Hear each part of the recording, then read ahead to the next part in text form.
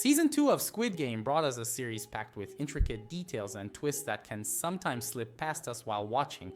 From a Korean joke you might have missed to faking the death of one of the participants. Let's dive into this conversation so I can break down the hidden details from Season 2 of Squid Game that you probably didn't catch or fully understand.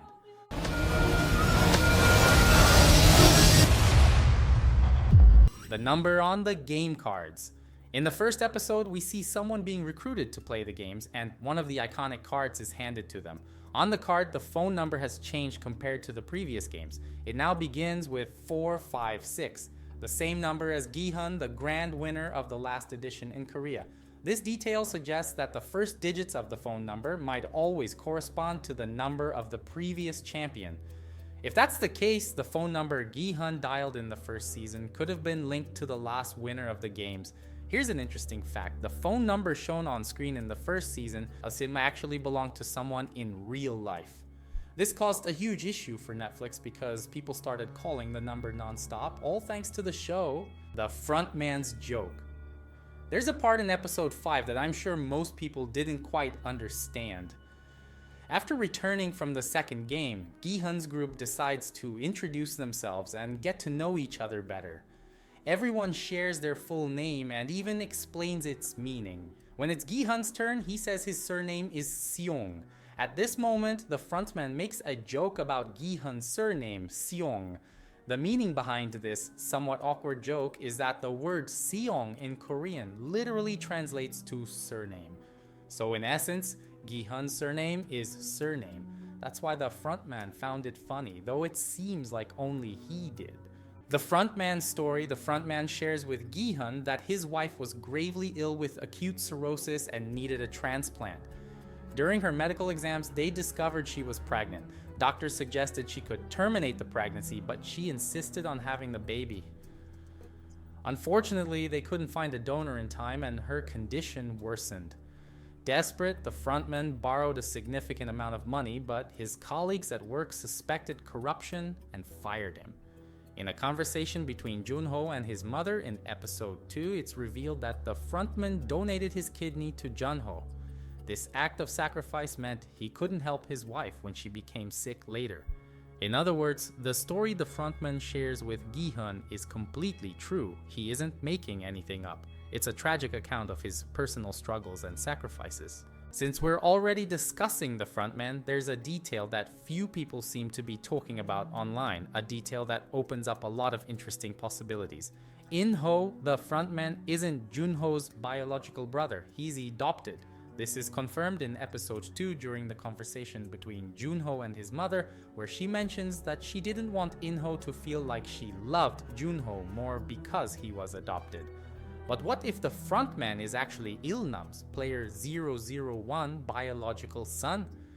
Ilnam, the elderly man and creator of the games from season 1, often talked to Gi-hun about his son, even mentioning that his son didn't like to drink plain milk and would throw tantrums about it. In this season, we see Inho refusing to drink his milk and giving it to player 222 instead.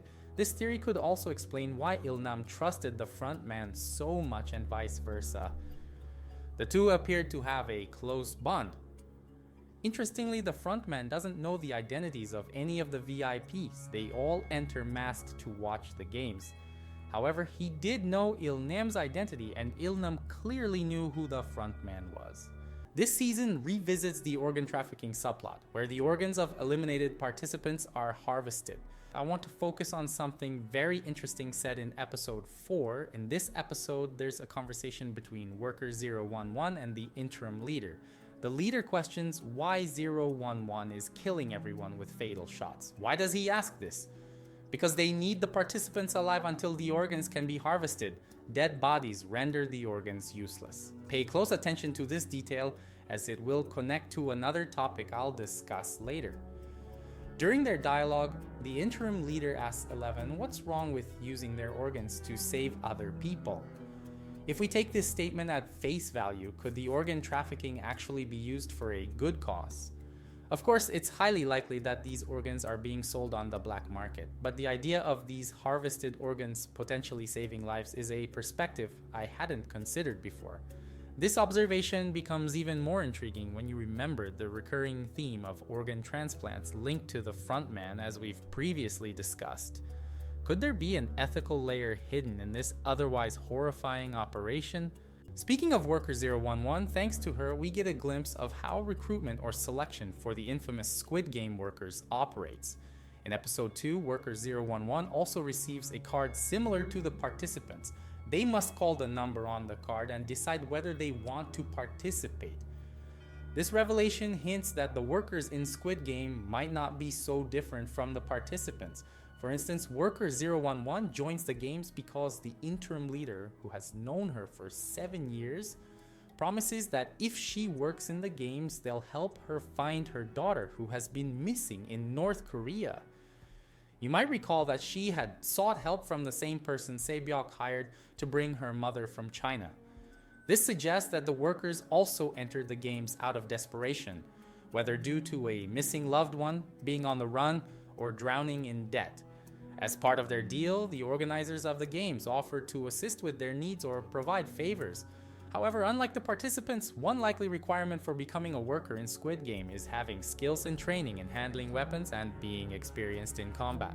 All Squid Game workers exhibit excellent marksmanship as demonstrated throughout the games, where their sole tool is a firearm. A clear example is Worker 011 herself. The interim frontman mentions that she was an extremely skilled soldier who had completed numerous dangerous missions. This also provides a possible explanation for Inho's transition from a player to a worker. The old man from the first season might have offered him a proposition, work in the games, and in return they would try to cure his wife and arrange a transplant for her. Inho might have started as a circle or triangle and worked his way up to become the frontman we know today. Do the staff also partake in this year's games? In this season, we saw a risky strategy from Gi-hun, who managed to convince a group of people, including those who were voting, to end the games. They even managed to advance and nearly invade the control room. Watching this invasion made me wonder, do only the players who truly participate in the games? Here's why I'm asking this. Let's start by analyzing the rebellion participants. We find out that 2 of them are from the Navy, although one seems like a bluff. We have someone who was in the Special Forces, Gi-hun, who obviously was already known to be preparing to attack the organization, and several other players who seem to have some combat training. If you compare these players with the ones from the first season, the difference is huge.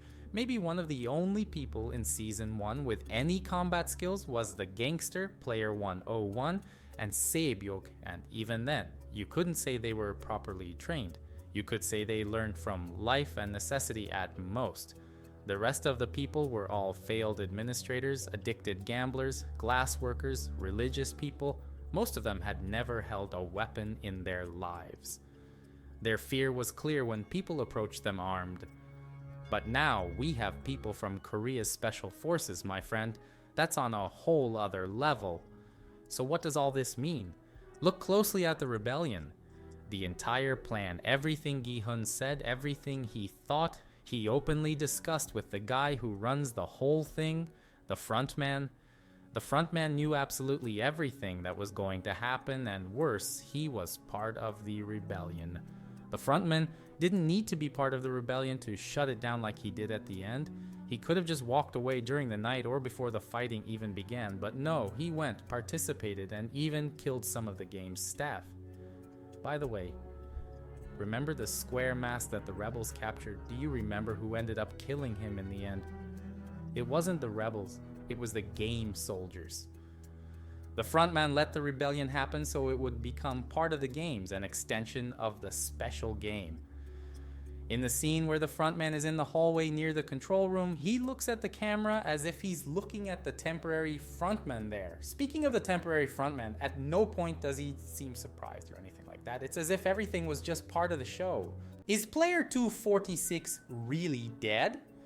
Building on the topic of rebellion, after the frontman officially resumes his position as the leader of the games, Gi-hun's planned rebellion fails miserably.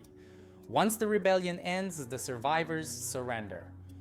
At this moment, player 246 raises his hands and a worker with a triangle mask points a gun at him. When it's time to kill player 246, the triangle hesitates for a moment before firing. But is this player truly dead? Let's break it down. It's almost certain, about 99.99%, that this triangle worker is actually worker 011. She's someone who was always checking to see if player 246 was still in the game and has a connection to him, as he is the father of the child worker 011 sympathizes with during the story. Worker 011 shot player 246, but notice how the gun seems to be aimed lower. It doesn't appear as if she targeted his head or heart. I'm convinced she intentionally shot him in a non-lethal area. Since he's still alive, she'll probably suggest he be taken to the hidden facility for organ extraction. This moment could set the stage for Worker 011's rebellion against the organization. Before the organ extraction begins, she might find a way to save him, either by helping him escape the island alive or by hiding him. That's it, everyone. I hope you enjoyed the new content here on the channel. If you can, please leave us a like and subscribe to help us grow. See you soon, and we'll catch you in the next video.